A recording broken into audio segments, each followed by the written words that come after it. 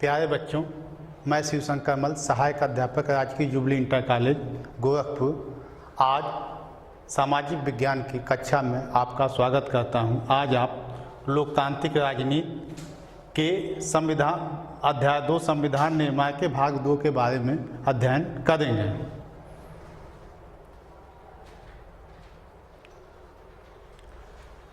पूर्व में आप संविधान का निर्माण के भाग 1 का अध्ययन कर चुके हैं, जिसमें आप संविधान का क्या अर्थ है, दक्षिण अफ्रीकी का संविधान, रंग भेद के खिलाफ संघर्ष, दक्षिण अफ्रीका में संविधान का निर्माण, संविधान की आवश्यकता क्यों और संविधान के क्या कार्य हैं। दक्षिण अफ्रीका के संबंध में इनका अध्ययन कराया गया था, जिसे आप समझे होंगे। आज आप संविधान निर्माण के दूसरे भाग के बारे में अध्ययन करेंगे।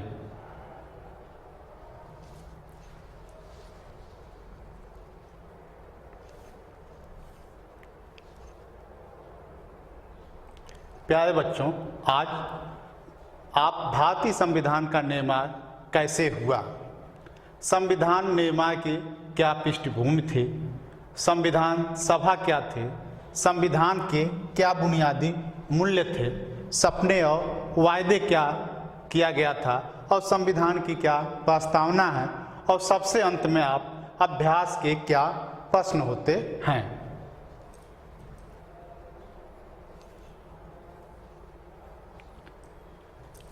प्यारे बच्चों, भारतीय संविधान का निर्माण कैसे हुआ, तो जैसा कि आप जानते हैं, जिस तरह से दक्षिण अफ्रीका के तरह ही भारत का संविधान बनाते समय भी बहुत ही कठिन परिस्थितियां थी।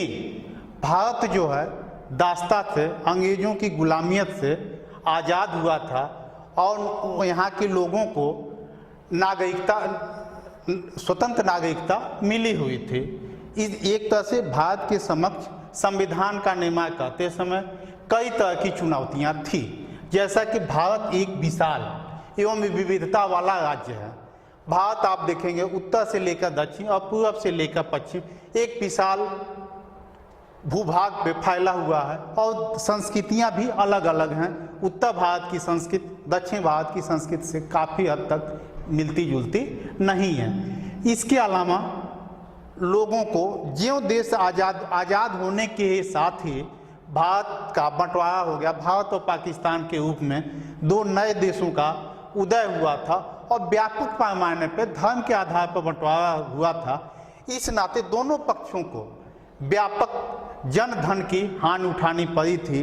लाखों लोग बेघर हो गए थे और दोनों पक्षों से, चाहे हिंदू पक्ष हो या मुस्लिम पक्ष हो, चाहे भारत के लोग रहे हो या जो इससे अलग होने के बाद पाकिस्तान, दोनों पक्षों से लगभग प्रत्येक पक्ष से कम 10 लाख लोग इसमें मारे गए थे। यानी व्यापक जन एवं धन की हानि हुई थी। और एक दूसरी कठिन परिस्थिति यह थी कि भारत जो है जब गुलाम था उस समय कई भागों में छोटे छोटे राज्यों में विभक्त था, देशी राज्य थे। तो जब इसको आज़ादी मिली तो उनको ये दे दिया गया कि जो चाहे भारत में मिलना चाहे वो भारत में मिल सकती हैं और जो पाकिस्तान में मिलना चाहती हैं वो पाकिस्तान में मिल सकती हैं। इसके अलावा जो चाहे तो वो स्वतंत्र भी रह सकती थी। यानी ये एक काफ़ी विषम परिस्थितियाँ थीं। 500 से ऊपर देशी रास्ते थीं। इनको आपस में विलय कराना एक बहुत ही कठिन कार्य था और उसके बाद ही एक संविधान का निर्माण किया जा सकता था। तो ये एक जो कठिन कार्य था, आप देखेंगे आगे कि इसको विलय कराने में भारत के प्रथम उप प्रधानमंत्री, बच्चों नाम सुने होंगे, सरदार वल्लभ भाई पटेल, उनको देश के रियासतों के एकीकरण कराने में बहुत बड़ा योगदान रहा। तो ये सारी परिस्थितियां थीं। आज आप जैसा भारत देखते हैं, जिस तरह का भारत देखते हैं, ऐसा चयन नहीं था, इस तरह की व्यवस्था नहीं थी। लोगों में संविधान जो निर्माता थे उन लोगों को भारत के वर्तमान के साथ साथ भविष्य की भी चिंता थी। लेकिन ये सारी परिस्थितियों के बाद भी आगे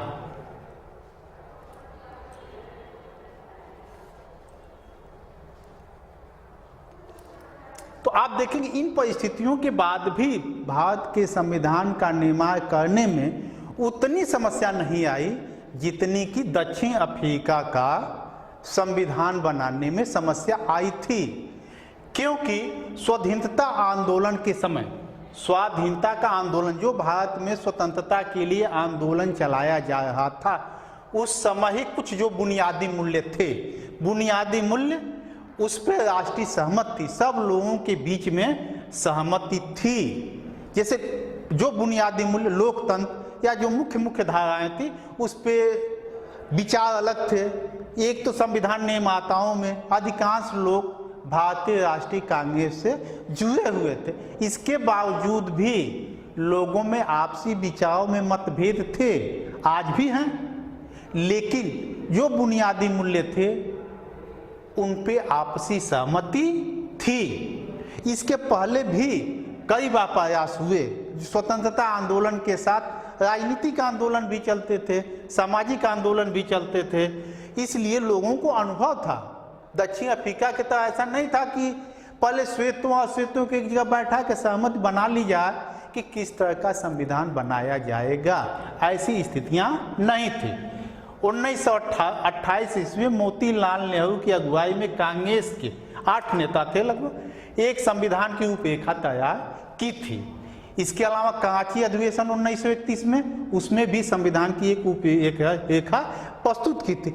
इन दोनों संविधान यानी ये दोनों जो दस्तावेज देखेंगे, ये जो दोनों दस्तावेज थे उसमें सार्वभौमिक वयस्क मताधिकार, मतलब सभी सार्वभौमिक वयस्क मताधिकार, स्वतंत्रता एवं समानता का अधिकार एवं अल्पसंख्यकों के अधिकारों की रक्षा जैसे बुनियादी मूल्यों या विषयों पर आपसी सहमत लोगों के बीच में थी।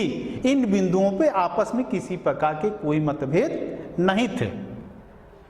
इसके अलावा बच्चों, इसके साथ ही साथ संविधान के जो रचनाकार थे उस समय वो जो व्यवस्था उस समय थी उसको भी इनको अपनाने में कोई हिचकिचाहट नहीं थी।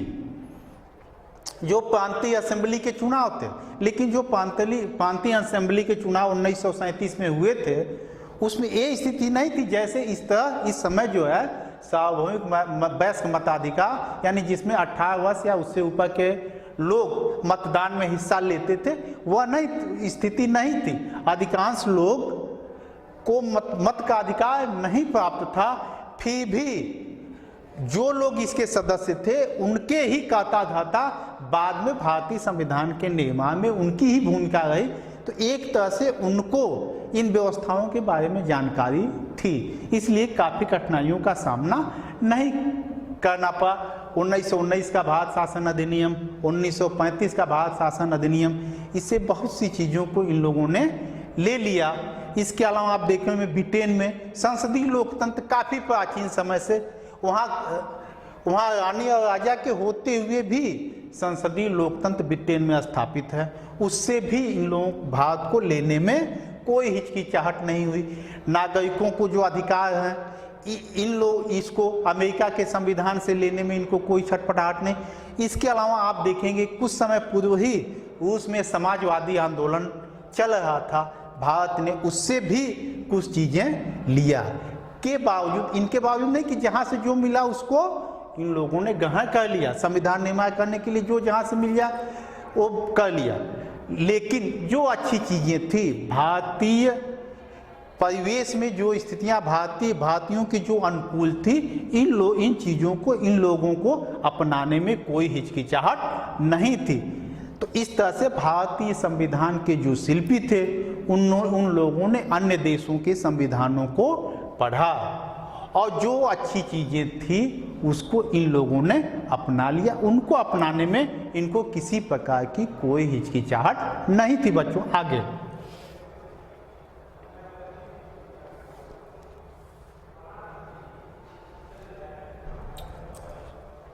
संविधान सभा,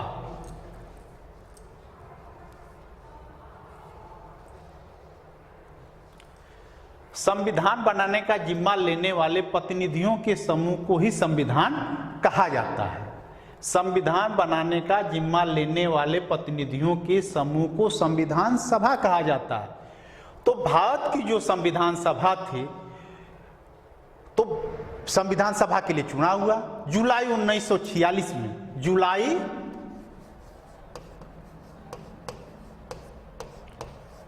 1946 में संविधान सभा के लिए चुनाव किए गए थे, जिसमें 389 संविधान सभा के सदस्य मनोनीत या निर्वाचित हुए थे, जिनके जिम्मे संविधान निर्माण का कार्य सौंपा गया। लेकिन आप देखेंगे उसके बाद संविधान सभा की पहली बैठक दिसंबर 1946 में हुई। उस समय संविधान सभा के अस्थायी अध्यक्ष डॉक्टर सच्चिदानंद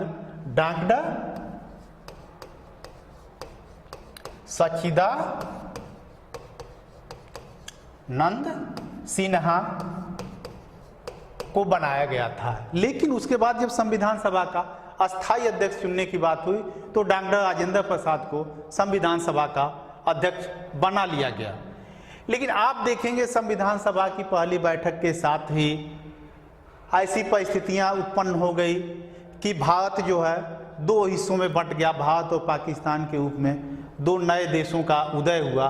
तो संविधान सभा के जो 389 सदस्य थे उनका भी बंटवारा हो गया और भारत के हिस्से में 299 सदस्य आए। ये 299 लोगों ने मिलकर भारतीय संविधान का निर्माण किया।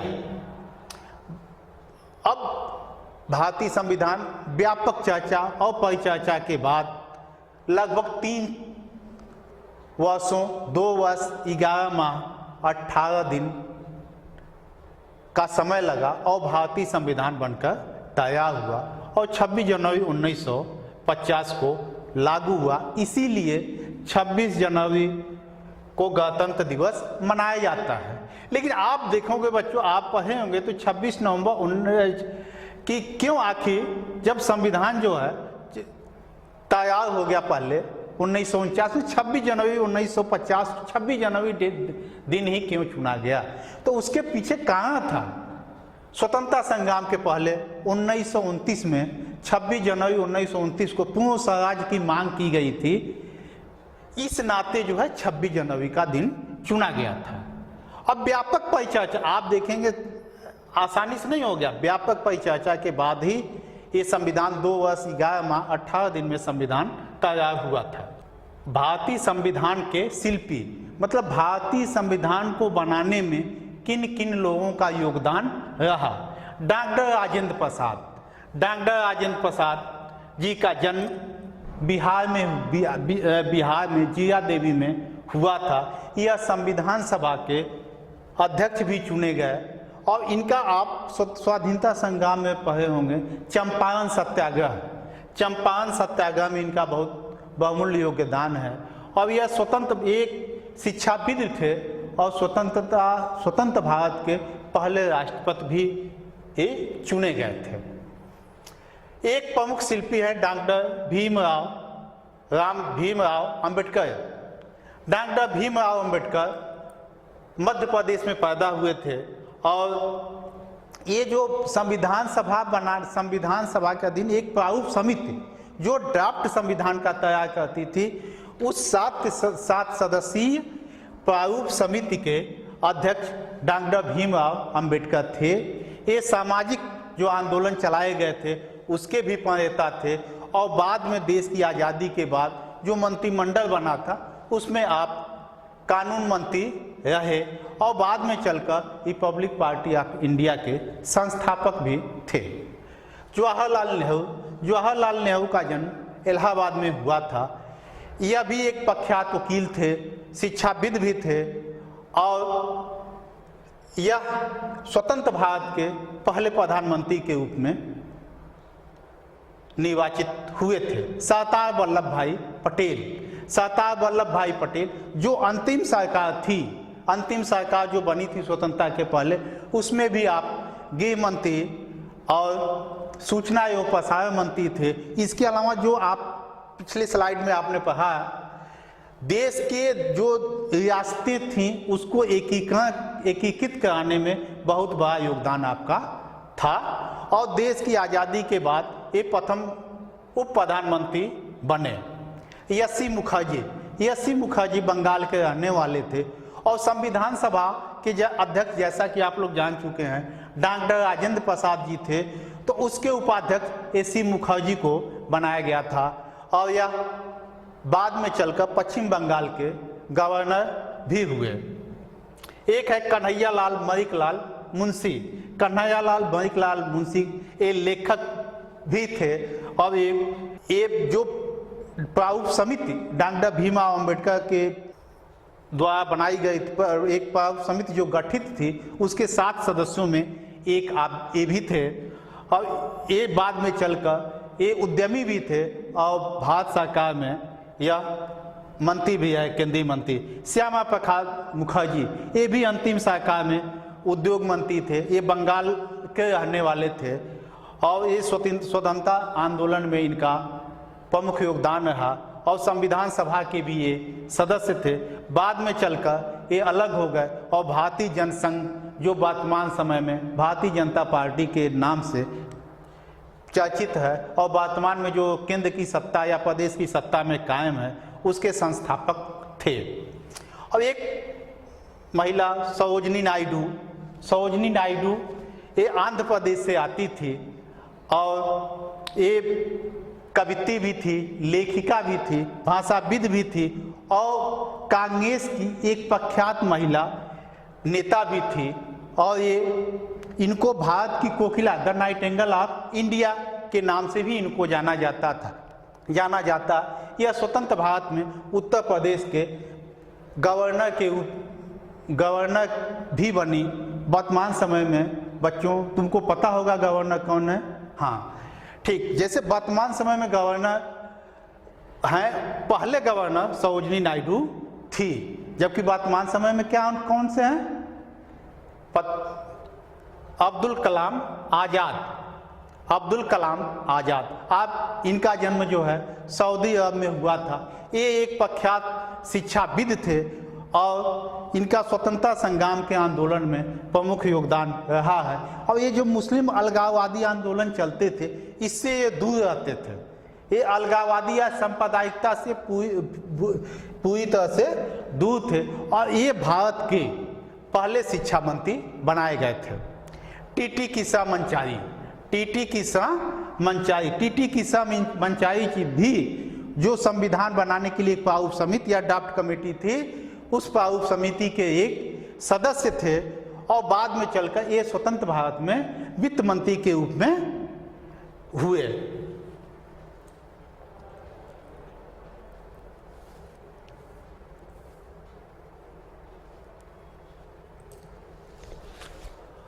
अब आप देखते हैं इतना समय बीत गया, इतने समय के बाद भी इसकी जो संविधान बने, इस संविधान की वैधता के ऊपर कोई सवाल नहीं उठाया जाता और यह संविधान एक असाधारण उपलब्धि के रूप में है। जबकि बहुत से देश देखेंगे जहां संविधान का कोई विशेष मतलब नहीं। अधिकांश देशों में कुछ देश ऐसे हैं जहां संविधान कई बार बने, कई बार लिखे गए और एक सिंपल दस्तावेज या किताब के रूप में है। लेकिन आप देखेंगे भारतीय परिवेश में लगभग 70 वर्ष का समय बीतने के बाद भी भारतीय संविधान के प्रति लोगों की जो उसके बुनियादी मूल्य हैं, लोगों के ऊपर तमाम तर्क वितर्क के बावजूद भी उनका विश्वास है। ऐसा इसलिए है कि जो भारतीय संविधान है वो उसको ये माना जाता है कि भारत के लोगों ने अपने प्रतिनिधियों के माध्यम से तैयार कराया और बाकायदे भारतीय संविधान का निर्माण पारदर्शिता से और सबकी सहमत से हुआ था। व्यापक चर्चा, व्यापक परिचर्चा और लगभग 2000 से ज़्यादा संशोधनों के बाद, तर्क वितर्क के बाद, यहाँ तक कि इसके जो तर्क वितर्क थे रिकॉर्ड हुए हैं और इसको छोटे छोटे खंडों में प्रकाशित भी किया जाता। 114 दिन से ज़्यादा लंबी बहस हुई थी, 2 वर्ष 11 महीने 18 दिन का समय लगा था, लगभग 6.5 करोड़ रुपये भी खर्च हुए थे।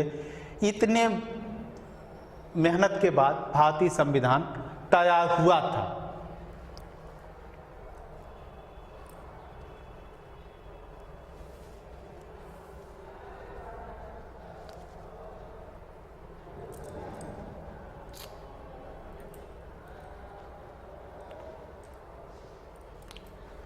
अब देखेंगे बच्चों संविधान के बुनियादी मूल्य, सपने और वायदे, कि संविधान के बुनियादी मूल्य क्या थे, सपने और वायदे क्या थे। आप देखेंगे आश्चर्यजनक रूप से संविधान निर्माण के लिए जो संविधान समिति बनाई गई, जिसके 299 सदस्य भारत के हिस्से में थे, उस संविधान सभा में गांधी जी नहीं थे। आश्चर्यजनक रूप से गांधी जी नहीं थे, लेकिन उनको भी भारतीय संविधान के जो सपने और वायदे थे उसके कड़ी में उनको भी संविधान की से कुछ अपेक्षाएं थी। जैसे उनका था गुलामी और हिंसा से मुक्ति, समानता, अस्पृश्यता मुक्त भारत, महिलाओं को भी बराबरी का हक मिले। आप देखेंगे एक पत्रिका निकलती थी 1931 में, महात्मा गांधी की थी, यंग इंडिया में महात्मा गांधी ने कहा था कि मैं भारत के लिए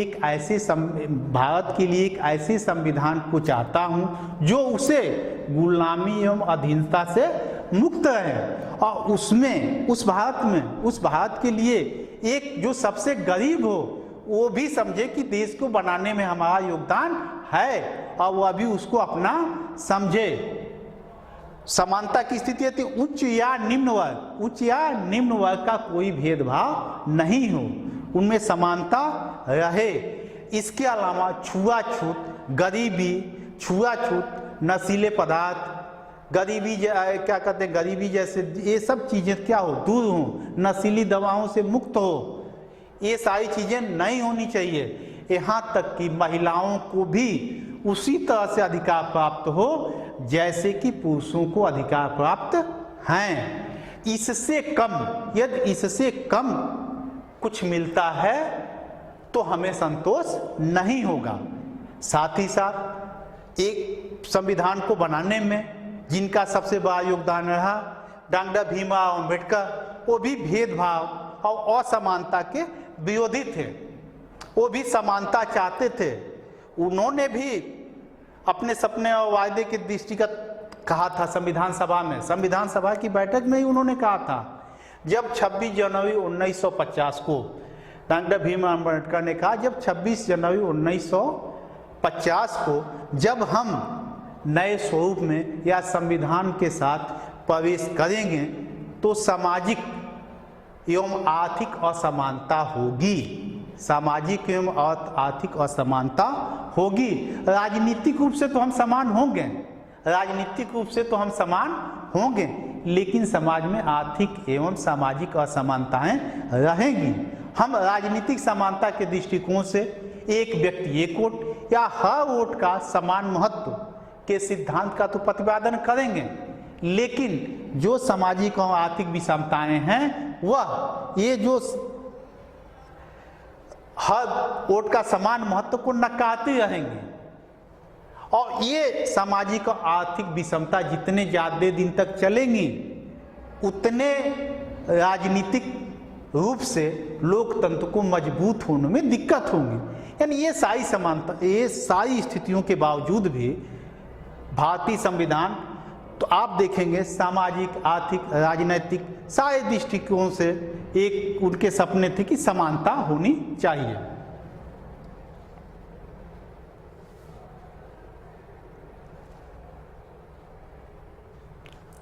संविधान का दर्शन, संविधान जिन मूल्यों का स्वाधीनता आंदोलन में प्रेरणा दी वही भारतीय लोकतंत्र का आधार बना। तो आधार बना संविधान की प्रस्तावना। आप ये भी देखेंगे, जैसे आप देखेंगे अधिकांश देशों में अमेरिका के संविधान में प्रस्तावना बनी। ये प्रस्तावना जो होती है एक तरह से एक सुंदर कविता के रूप में लगती है, और ये संविधान की प्रस्तावना या उद्देशिका एक तरह से पूरे संविधान का प्रतिबिंब होती है या प्रतिनिधित्व करती है। इसी की एक तरह से अधिकांश इसी के उपबंधों की संविधान में व्याख्या है। यानी जो भी दर्शन या नैतिक मूल्य हैं उनकी बुनियाद भारतीय संविधान की जो प्रस्तावना है उसमें लिखी गई है। भारतीय संविधान की प्रस्तावना, जो स्वाधीनता आंदोलन के समय जो दर्शन या मूल्य थे उनको ही उसमें प्रयोग कर भारतीय प्रस्तावना में रख दिया गया है।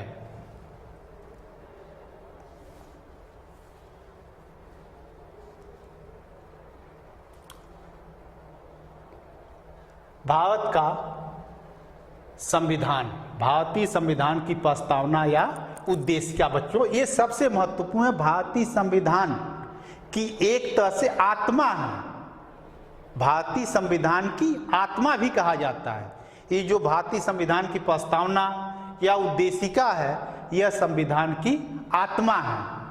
संविधान की आत्मा हम भारत के लोग, हम भारत के लोग भारत को एक संपूर्ण प्रभुत्व संपन्न समाजवादी धर्मनिरपेक्ष लोकतंत्रात्मक गणराज्य बनाने के लिए तथा उसके समस्त नागरिकों को सामाजिक, आर्थिक एवं राजनैतिक न्याय, विचार, अभिव्यक्ति, विश्वास, धर्म और उपासना की स्वतंत्रता, प्रतिष्ठा और अवसर की समता प्राप्त करने के लिए तथा उन सब में व्यक्ति की गरिमा और राष्ट्र की एकता व अखंडता सुनिश्चित करने वाली बंधुता बढ़ाने के लिए दृढ़ संकल्प होकर अपने इस संविधान सभा में, जो संविधान सभा थी उसमें आज तारीख 26 नवंबर 1949 को मिति मार्ग से शुक्ला सप्तमी सप्तम 2006 विक्रम को एदत द्वारा इस संविधान को अंगीकृत, अधिनियमित एवं आत्मर्पित करते हैं। ये भारत की संविधान की प्रस्तावना है। अब जैसे देखो, हम भारत के लोग, हम भारत के लोग, इससे स्पष्ट है कि ये जो भारत की संविधान है या भारत के संविधान के जो अधिनियम है, इसको हम हमारे ऊपर किसी ने लादा नहीं है, इसको हम लोगों के बीच के हमारे प्रतिनिधियों ने ही तैयार किया है। अब देखो, प्रभुत्व संपन्न, भारत एक प्रभुत्व संपन्न राज्य है। यहाँ के नागरिक अपने आप में प्रभुत्व हैं, कोई अन्य देश जो है अपने विचार उनके ऊपर लाद नहीं सकता। समाजवादी, बच्चों समाजवादी शब्द से स्पष्ट है कि समाज में जो संपदा मौजूद हैं, जो संपदा मौजूद हैं, देश की जो संपदा है उस पे समान रूप से सबका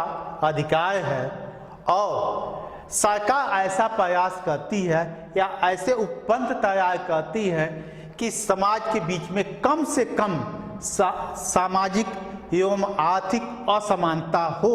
यथासंभव प्रयास किया जाता है कि समाज में आर्थिक और सामाजिक समानता हो।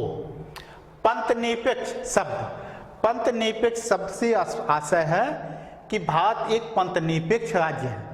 भारत सरकार का कोई धर्म नहीं है, लेकिन भारत में रहने वाले सभी नागरिक अपने अपने धर्म को मानने के लिए और अपने पूजा स्थलों पर जाने के लिए पूरी तरह से स्वतंत्र है। उसमें भारत सरकार का किसी प्रकार का कोई हस्तक्षेप नहीं है। इसके अलावा भारत एक जो है लोकतंत्रात्मक गणराज्य है। भारत एक लोकतंत्रात्मक गणराज्य मीन्स भारत के जो लोकतंत्र है इसमें जनता द्वारा निर्वाचित सरकार ही कार्य करती है। जो गणराज्य है, गणराज्य का शाब्दिक अर्थ है भारतीय गणराज्य। भारत का जो शासन का प्रमुख होता है उसको भारत की जनता चुनती है। वो जो है किसी वंश परंपरा से नहीं आता, कोई राजा नहीं होता, उसको जो जनता चुनती है उसी के बीच से होता है। इसके अलावा न्याय, जात, धर्म, लिंग भेदभाव से रहित सबको सामाजिक एवं आर्थिक राजनीतिक न्याय प्राप्त है। स्वतंत्रता, सभी वैचारिक अपने विचार रखने के लिए पूरी तरह से स्वतंत्र हैं। आगे आप कहेंगे कि नागरिकों को मूल अधिकार के अंतर्गत स्वतंत्रता का अधिकार प्राप्त है, उसमें इसके बारे में समान समता भी है, बंधुत्व मतलब एक परिवार है। तो ऐसी ये जो है भारतीय संविधान की उद्देशिका या प्रस्तावना है।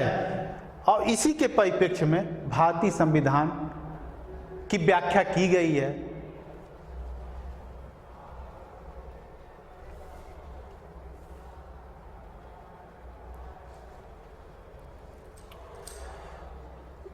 तो संविधान के निर्माताओं ने शासकों के चुनाव, उसकी शक्ति और फैसला लेने के तरीके में बारीकी से व्यवस्था, कोई भी देश हो संविधान हर देश के संविधान में जिक्र होता है कि कैसी सरकार होगी, उस सरकार का निर्वाचन किस तरह से होगा, सरकार के अधिकार क्या होंगे, नागरिकों के क्या अधिकार होते हैं, इन सब चीज़ों के बारे में व्यापक चर्चा एवं परिचर्चा होती है। लेकिन ऐसा नहीं है संविधान बन गया, उसके बुनियादी मूल्य जो हैं उनमें कोई विशेष परिवर्तन नहीं हुआ, लेकिन समय समय के अनुसार समय समय पर उसमें संशोधन होते रहते हैं। संविधान के रचनाकार भी बताया कि समय के अनुसार उसको जीवंत बनाने के लिए समय समय पे जरूरी उसमें परिवर्तन होना चाहिए, और उसका जिक्र संविधान संशोधन, उसी को संविधान संशोधन कहता है। इसका प्रावधान संविधान के अनुच्छेद 368 में है। संविधान संशोधन की क्या प्रक्रियाएं हैं, किस उपबंध में किस तरह से संशोधन किए जा सकते हैं, इन सब का जिक्र जो है 368 में उपलब्ध है। ये आप तो सरकार बनी कैसे, उसका चुनाव कैसा होगा, सरकार की संस्थाएं कैसी होंगी, इनका अध्ययन आप अगले अध्याय में करेंगे।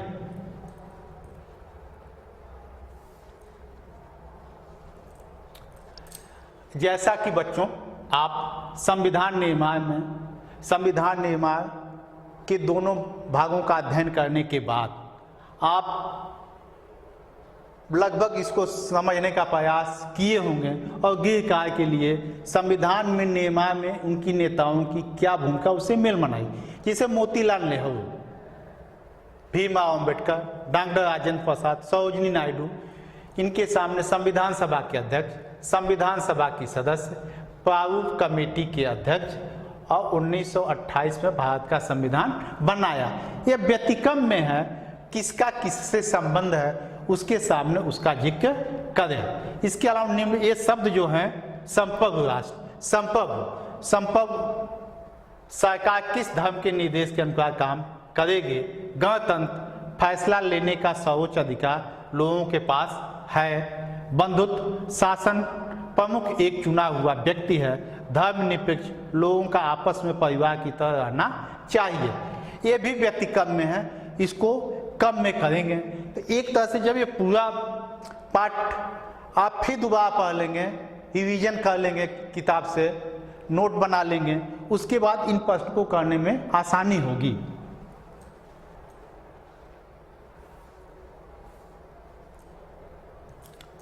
तो एक तरह से आप संविधान निर्माण के भाग 1 एवं भाग 2 का अध्ययन करने के बाद आप दक्षिण अफ्रीकी संविधान और भारतीय संविधान के उपबंधों के बारे में आप जान चुके होंगे। आगे धन्यवाद।